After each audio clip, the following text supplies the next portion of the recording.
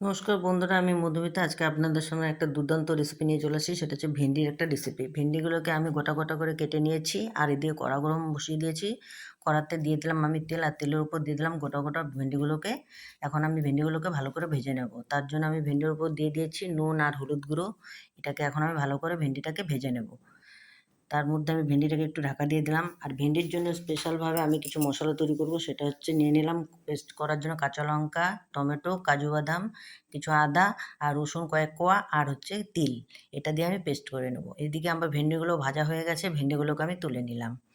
আবার কড়াতে দিয়ে দিলাম সরষের তেল। তেল গরম হয়ে গেছে, দিয়ে দিলাম সামান্য পরিমাণ কালো জিরে।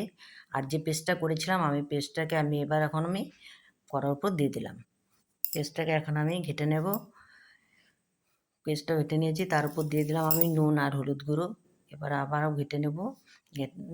পেস্টটা দেখুন বন্ধুরা, খুব সুন্দরভাবে তেল ছেড়ে দিয়েছে। এবার আমি দিয়ে দেবো ভেন্ডি, যে ভেজে রেখেছিলাম সেই ভেন্ডিগুলোকে আমি দিয়ে দিলাম। ভেন্ডিগুলোকে আমি ভালো করে কষিয়ে নেব। কষিয়ে নেওয়ার পরে দিয়ে দিলাম এখানে সামান্য পরিমাণ জল। বন্ধুরা এখন দেখুন খুব সুন্দরভাবে ভেন্ডিগুলো সেদ্ধ হয়ে গেছে, এদিকে হচ্ছে তেলও ছেড়ে দিয়েছে। এখন আমি ভেন্ডিগুলোকে নামিয়ে নেব।